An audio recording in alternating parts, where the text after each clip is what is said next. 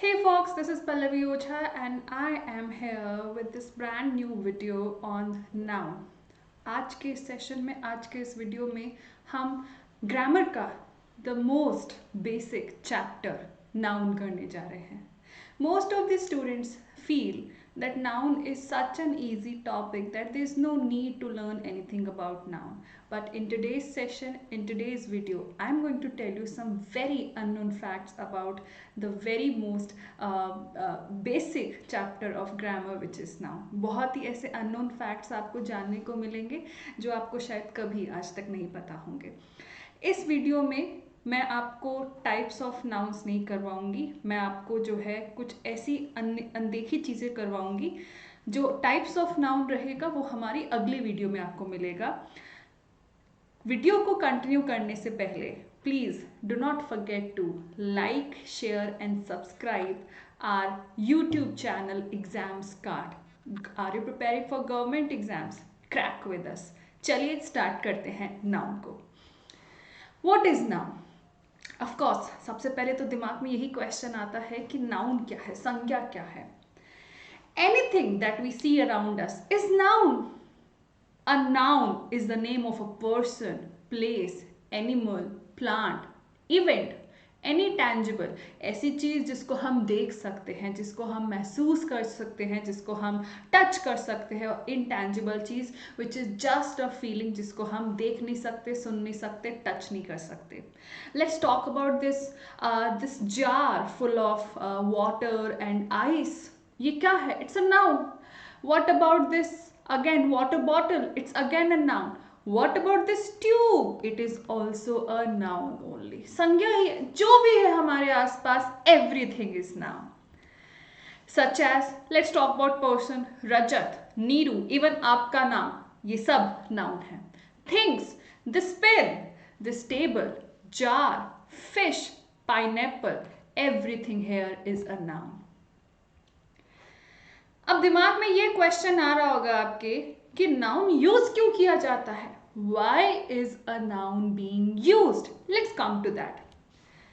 क्या आप जानते हैं इंग्लिश लैंग्वेज में 1 मिलियन वर्ड्स से, yes 1 million words, that means 10 lakh words. And noun forms the largest proportion of English vocabulary. ये नाउन की ही बदौलत है दैट हमारे पास में प्रोनाउन आया.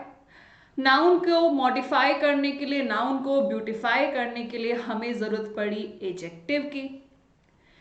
नाउन के साथ में उसके एक्शन को शो करने के लिए हमें ज़रूरत पड़ी वर्ब्स की. And even every other part of speech is brought only because of noun. And we were introduced to the world of articles only because of noun. because आप जानते हैं कि a, an and the जो है वो किसी ना किसी noun के पहले ही यूज किए जाते हैं, right? नाउ नाउन के यूसेजेस क्या है? तो as I mention in the very beginning कि इस वीडियो के अंदर मैं आपको टाइप्स ऑफ नाउन नहीं करवाऊंगी. I am going to explain you कि आप नाउन को कहाँ कहाँ पे यूज कर सकते हैं एक सेंटेंस के अंदर. तो अगर मैं किसी भी सेंटेंस का वेरी बेसिक स्ट्रक्चर की बात करूं तो आप जानते हैं that is subject, verb and object, right? यही होता है. तो क्या आप जानते हैं कि नाउन को सिर्फ सब्जेक्ट और ऑब्जेक्ट ही नहीं बल्कि एज अ कॉम्प्लीमेंट और इवन एज एन एडजेक्टिव भी यूज किया जा सकता है. Yes my dear, I am going to explain this to you. चलिए सबसे पहले डील करते हैं कि नाउन को एज सब्जेक्ट कैसे आप यूज कर सकते हैं. Every sentence in grammar must have an introductory character, right? बचपन के अंदर हम कोई पोयम सीखते थे या कोई स्टोरी जब लर्न करते थे. Once there was a lion, the lion was hungry, he saw a fox, the fox was clever, she didn't come into the charm of lion, the lion got angry, he started pouncing on her. Can you see कि मैंने कितनी बार line use किया है? Lion को use मुझे इसलिए करना पड़ा बिकॉज उसी के लिए मैं फर्दर जो है ही यूज करूंगी. इफ यू सॉ दैट जो मेरा फर्स्ट कैरेक्टर था वो लायन था, राइट? लायन जब मैंने इंट्रोड्यूस कर दिया तो उसके साथ में मैं नेक्स्ट कैरेक्टर लेके आई फॉक्स. तो ये सब क्या है? This is noun, this is again noun, right?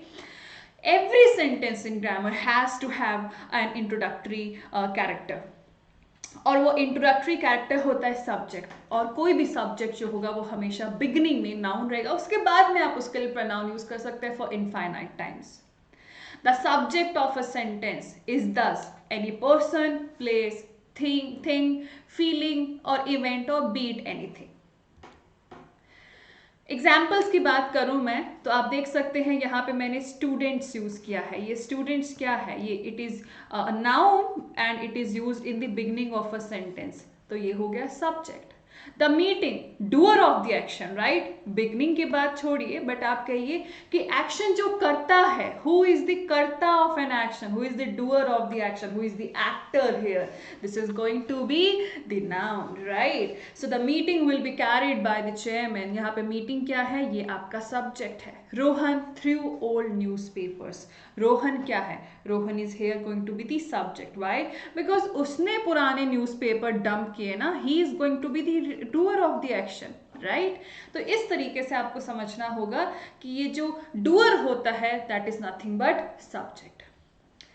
Now आप सब ये तो बात हुई सब्जेक्ट की. क्या आप जानते हैं कि नाउन को आप एज एन ऑब्जेक्ट भी यूज कर सकते हैं? Indeed yes, noun as object. But क्या आपको पता था कि नाउन एज एन ऑब्जेक्ट को दो वेज में यूज किया जाता है, as a direct object, as an indirect object. Now what are these? The noun that has a direct effect of the action performed by the subject. Explain करूंगे examples के थ्रू, पहले डेफिनेशन समझ लेते हैं. जब आप किसी भी एक्टर का, किसी भी डूअर ऑफ द एक्शन का डायरेक्ट इम्पैक्ट शो करते हैं किसी भी दूसरे नाउन के ऊपर, तो वो ऑब्जेक्ट कहलाता है. कैसा ऑब्जेक्ट? Direct object. बट उसी एक्टर, उसी डूअर ऑफ द एक्शन का इनडायरेक्ट ऑब्जेक्ट जब आप शो करते हैं किसी ऑब्जेक्ट के ऊपर, that is going to be an indirect object. How come? Let's see. ये मैंने यहाँ पे एक एग्जाम्पल यूज किया है. I am explaining this question to Mohak. Sorry, यहाँ पे मैंने एक्सप्लेनिंग यूज कर लिया है. Explaining is of course going to be the verb here. जो आपका डायरेक्ट ऑब्जेक्ट है that is going to be question. क्या एक्सप्लेन किया जा रहा है? क्वेश्चन एक्सप्लेन किया जा रहा है. कैन यू सी कि ये जो वर्ब एक्सप्लेन है इसका डायरेक्ट इम्पैक्ट पड़ रहा है आपके इस नाउन पे. ये है आपका यहाँ पे ऑब्जेक्ट, ये है आपका सब्जेक्ट जो मैंने यहाँ पे प्रोनाउन यूज किया हुआ है. एक्सप्लेन है आपकी वर्ब यहाँ पे, मेन वर्ब, और क्वेश्चन है आपका डायरेक्ट ऑब्जेक्ट. अब क्वेश्चन आ रहा है कि I am explaining this question to whom. तो यहाँ पे मोहक क्या होगा? है तो ये नाउन, और आप जानते हैं कि सेंटेंस में नाउन की पोजीशन जो होती है या फिर सब्जेक्ट होगी या फिर ऑब्जेक्ट होगी, और आगे अभी मैं आपको बताऊंगी, बट मेनली आप जानते हैं कि इट्स ईदर सब्जेक्ट और ऑब्जेक्ट, राइट. तो सब्जेक्ट तो नहीं है, क्योंकि सब्जेक्ट तो डूअर ऑफ द एक्शन होता है, सब्जेक्ट तो आपका आई है, और ये आपने डायरेक्ट ऑब्जेक्ट बना दिया. तो फिर मोहक क्या है? मोहक को कुछ तो बनाना पड़ेगा ना, since this is a noun. So this is going to be my dear an indirect object. ये है आपका इनडायरेक्ट ऑब्जेक्ट. आप देख सकते हैं मोहक के ऊपर इनडायरेक्ट इफेक्ट पड़ रहा है इस वर्ब एक्सप्लेनिंग का, राइट. वेरएज क्वेश्चन के ऊपर डायरेक्ट इम्पैक्ट पड़ रहा है. जैसे मैंने और भी बहुत सारे एग्जांपल्स यहाँ पे आप लोगों की कंफर्ट के लिए यूज किए, आपकी अंडरस्टैंडिंग के लिए यूज किए हैं. जैसे आप देखिए, they were carrying home, they were carrying the injured player. कहाँ? Off the field. तो दे वर कैरिंग, ये दे क्या होगा? ये सब्जेक्ट होगा. ये क्या है आपकी? ये मेन वर्ब है. और इंजर्ड प्लेयर क्या होगा? ये आपका डायरेक्ट ऑब्जेक्ट हो गया, राइट. और कहाँ लेके जा रहे हैं? फील्ड से दूर लेके जा रहे हैं, फील्ड के बाहर लेके जा रहे हैं. Of course there must be some football game going on, और एक प्लेयर इंजर हो गए, बाकी दोस्त जो है या फिर जो सपोर्टिंग जो उनके साथ में सपोर्ट स्टाफ आता है वो उस इंजर्ड प्लेयर को लेके जा रहे हैं फील्ड से बाहर, प्रोबेबली हॉस्पिटल लेके जा रहे होंगे, एमआई रूम लेके जा रहे होंगे. तो ये यहाँ पे हो जाएगा आपका इनडायरेक्ट ऑब्जेक्ट. अब आप देखिए, आप मुझसे पूछेंगे कि मैम ये तो ठीक है कि डायरेक्ट इम्पैक्ट और इनडायरेक्ट इम्पैक्ट तो समझ आएगा, but there must be some keyword ना, कुछ तो हिंट होगा जिससे हमें पता लग जाए. तो देखिए, अगर आप देखें कि जो मेन वर्ब होती है ये हमेशा आपकी ट्रांजिटिव वर्ब होती है. ट्रांजिटिव वर्ब ऐसी वर्ब्स होती है जो अपने साथ में डायरेक्ट ऑब्जेक्ट कैरी करती है, मतलब वो विदाउट एन ऑब्जेक्ट आ ही नहीं सकती है. और इनडायरेक्ट ऑब्जेक्ट की ये खास बात होती है कि आप जो है उसके साथ में कोई प्रेपोजिशन लेंगे ताकि आप जो है इनडायरेक्ट ऑब्जेक्ट को ऐड कर सके. ये होता है। तो डायरेक्ट ऑब्जेक्ट जो है तुरंत आएगा with a main verb, with the transitive verb, where is indirect object जो होता है उसको एक किसी की सहायता की जरूरत पड़ती है, वो अपने साथ पहले प्रेपोजिशन लेगा। अब देखिए मैंने यहाँ पे बाकी दो एग्जाम्पल्स भी शो किए हैं। She seem to manage the problem, what the problem, this is going to be your direct object without any help. Without क्या है, यहाँ पे प्रेपोजिशन है, और हेल्प यहाँ पे actually it's a noun, it's not a verb, तो ये आपका क्या हो गया, इनडायरेक्ट ऑब्जेक्ट। प्लीज ये जो यहाँ पे थर्ड एग्जाम्पल आपको दिया हुआ है, you need to figure out which is the direct object and which is the indirect object, and please comment section में आप जरूर मेंशन करिएगा। नाउ तो हमने देख लिया कि नाउन जो है वेरी बेसिक एज सब्जेक्ट और एज जो है ऑब्जेक्ट यूज किया जाता है, right. Do you know that noun को एज अ कॉम्प्लीमेंट भी यूज किया जाता है। ना most of you might not even know कि कॉम्प्लीमेंट क्या होता है। चलिए मैं एक्सप्लेन करती हूँ आपको। So types of complement. Complement जो होते हैं दो टाइप के होते हैं, सब्जेक्ट कॉम्प्लीमेंट और ऑब्जेक्ट कॉम्प्लीमेंट। मैं पहले आपको यहाँ पे एग्जाम्पल देना चाहूंगी। ये देखो, मैंने ये बहुत बेसिक सा एग्जाम्पल लिया, सरबजीत इज अ टीचर। अब मैं अगर आप बच्चों से पूछूं कि बच्चों इसके अंदर सब्जेक्ट क्या है, आप मुझे कहेंगे कि ma'am Sarabjit is the subject. Well done, kudos, very nice. मैंने पूछा यहाँ पे मेन वर्ब क्या है, मेन वर्ब आप कहेंगे मैम ये रही मेन वर्ब। मैंने पूछा आपसे कि ऑब्जेक्ट क्या है, मुझे पता है यहाँ पे 99% बच्चे कह रहे होंगे मैम टीचर, बिकॉज यही होता है बेसिक सा structure, subject verb object. Now I will say I have got you here. हमेशा याद रखिएगा, आप ऑब्जेक्ट जो होता है that is never the same as subject. Subject और ऑब्जेक्ट दो डिफरेंट एंटिटीज होती है, कभी भी सेम नहीं होती है। वो सेम सिर्फ और सिर्फ कहाँ होती है, in the case of reflexive pronoun, nowhere else. तो जब नाउन जो है, ऑब्जेक्ट और सब्जेक्ट जब सेम नहीं होगा नाउन के अंदर, तो what that thing is going to be, फिर उसको कुछ तो कहेंगे ना, that is going to be called subject complement. क्योंकि आप देखिए कौन है टीचर, सरबजीत ही तो है teacher, he is the subject, subject is the teacher, subject is the subject complement है। तो कॉम्प्लीमेंट कर रहा है ना, मैंने आपको कोई कॉम्प्लीमेंट दिया है ना, तो यहाँ पे क्या हो रहा है, टीचर सब्जेक्ट को, सरबजीत को कॉम्प्लीमेंट कर रहा है, राइट। रिमेंबर इकोनॉमिक्स में जो है there are two types of goods जो हम इकोनॉमिक्स में पढ़ते हैं, supplementary goods and complementary goods. Supplementary goods क्या हुआ, जैसे कि मैंने कहा आई से टी एंड कॉफी, ये क्या हुआ, ये सप्लीमेंट्री गुड्स हुए। कैसे, क्योंकि आप either you are going to use tea or you are going to use coffee, right? But let's say tea and sugar, यहां पे आप देख सकते हैं कि अब शुगर के बिना टी में मजा नहीं, तो दोनों को साथ में यूज करना पड़ेगा। So this is going to be your complementary goods, right. तो इसी तरीके से आप देख सकते हैं कि मैंने कैसे जो है सब्जेक्ट को डिफाइन करने के लिए सब्जेक्ट कॉम्प्लीमेंट यूज किया। तो ये तो बात होगी नाउन की, राइट। तो सब्जेक्ट कॉम्प्लीमेंट क्या होता है, it's a noun or it can be an adjective or it can be a pronoun that follows a linking verb. Mainly आप सब्जेक्ट कॉम्प्लीमेंट कैसी वर्ब्स के आगे लेते हैं, ये वर्ब्स जो होती है या फिर तो बी फॉर्म की वर्ब होती है, जब आप एज मेन वर्ब भी यूज करते हैं, कहाँ कहाँ पे, इज एम आर। अब इज एम आर को आप एज हेल्पिंग वर्ब कहाँ यूज करते हैं, in your continuous action, but आप जानते हैं कि एज मेन वर्ब भी आप यूज करते हैं कहाँ पे, आप यूज करते हैं इसको प्रेजेंट सिंपल टेंस के अंदर। I am a teacher, she is a teacher, they are teachers, I was a teacher, they were teachers, he has been a teacher and like that. और इसके अलावा जो है आप बिकम और सीम ऐसी भी कुछ वर्ब्स को यूज कर सकते हैं। जैसे मान लीजिए कि घर पे आपके कोई अंकल आए after very long time and they say oh this boy has become so tall, right. तो टॉल इज एन एडजेक्टिव जो किसके लिए यूज किया गया, मैं यहाँ पे फिर से आपके लिए यूज करती हुई, 1 सेकेंड, या this boy has become grown, आप कुछ भी यूज कर सकते हैं। तो अब देखिए ये बॉय है आपका सब्जेक्ट यहाँ पे, करेक्ट। ये टॉल है एडजेक्टिव, किसके लिए यूज किया गया, बॉय के लिए यूज किया गया, तो ये एडजेक्टिव क्या कहलाएगा, ये कहलाएगा आपका सब्जेक्ट कॉम्प्लीमेंट। वैसे ये देखिए सेंटेंस आप यहाँ पे, it is he who cheated on me, it is he who cheated on me। ये it क्या है, सब्जेक्ट है, whereas ही तो इट है, अल्टीमेटली ये वही था, तो ये ही क्या होगा आपका सब्जेक्ट कॉम्प्लीमेंट। तो यहाँ से हमें क्या समझ में आता है कि अभी तक जो मैं बोलती थी आई एम अ टीचर, बच्चे my whole life was a lie. Teacher जो है ऑब्जेक्ट नहीं है, टीचर है सब्जेक्ट कॉम्प्लीमेंट। आई बिलीव कि ये आपको अक्सर पढ़ाया भी नहीं जाता है। तो सब्जेक्ट कॉम्प्लीमेंट क्या हो सकता है, इधर एडजेक्टिव और नाउन और प्रोनाउन, ठीक है, ये आप ध्यान रखिएगा। चलिए बढ़ते हैं ऑब्जेक्ट कॉम्प्लीमेंट की तरफ। अब same like subject complement, objective complement भी जो होता है वो आप ऑब्जेक्ट को डिफाइन करने के लिए यूज करते हैं। Now the twist here is कि सब्जेक्ट कॉम्प्लीमेंट में आप प्रोनाउन भी यूज कर सकते हैं, वेयर एज ऑब्जेक्ट कॉम्प्लीमेंट में you are only going to use noun और एडजेक्टिव। ठीक है, अब यहाँ पे कुछ वर्ब्स है जो आप जिनके बाद में आप ऑब्जेक्ट कॉम्प्लीमेंट यूज कर सकते हो। मेनली आप इन्हीं वर्ब्स के साथ में यूज करते हैं, जैसे कि make, name, call, choose, elect, create or appoint. Let me show you some examples here. I now, yeah, so this very famous example, आपने definitely Christian weddings देखी होगी, आपने Hollywood movies के अंदर weddings देखी होगी, तो उसमें क्या बोलते हैं, priest जो होते हैं, what does he say?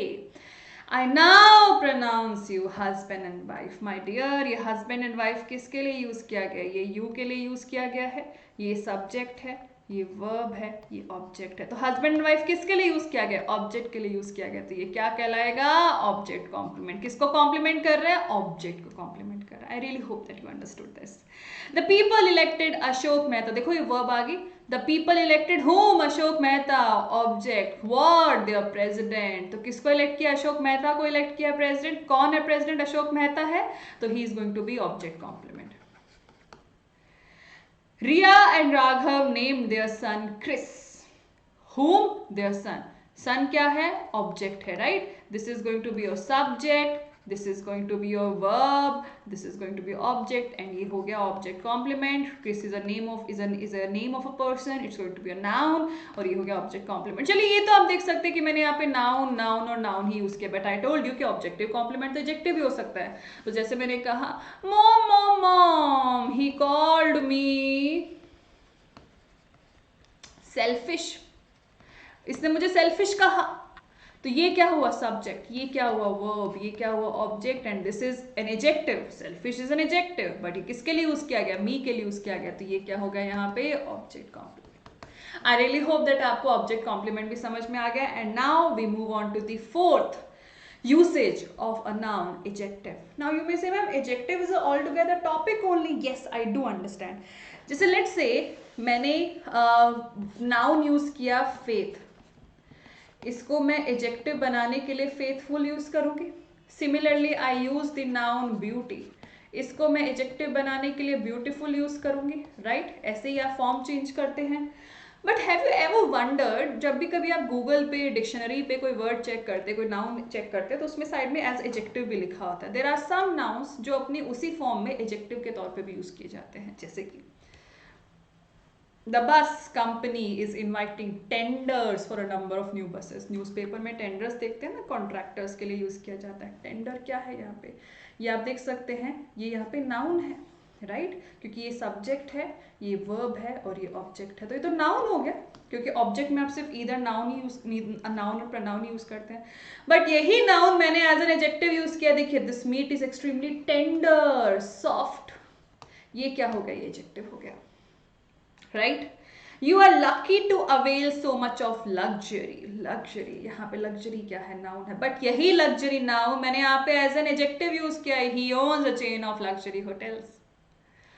तो इस तरीके से वो पर्टिकुलर वर्ड बिना अपनी फॉर्म चेंज किए एज एडजेक्टिव भी यूज किया जा सकता है। I really hope that you understood this point. Some more examples, swimming is good for health, यहाँ पे स्विमिंग क्या है, नाउन है। There will be a swimming competition, यहाँ पे स्विमिंग क्या एडजेक्टिव है, क्योंकि कॉम्पिटिशन है आपका एक्चुअल में नाउन, ये एडजेक्टिव है। कैसा competition, swimming competition. What's your diet, तुम्हारी डाइट क्या है, डाइट यहाँ पे नाउन है। What is written in this diet chart, यहाँ पे डाइट क्या है, एडजेक्टिव है, because chart is going to be your noun. I really hope that you understood these two examples really well. So here I finish today's session. जैसे कि आप देख सकते हैं हमने ये समझा कि आप नाउन को किस किस तरीके से एक्सेप्ट सब्जेक्ट और ऑब्जेक्ट पे यूज कर सकते हैं। Here is an exercise for you. आपको इनके आंसर्स जो है कमेंट सेक्शन में देने हैं and I am going to check all your answers. Here is your exercise. The committee has given a wrong statement. ये underline जो है आपको नजर आ रहे होंगे.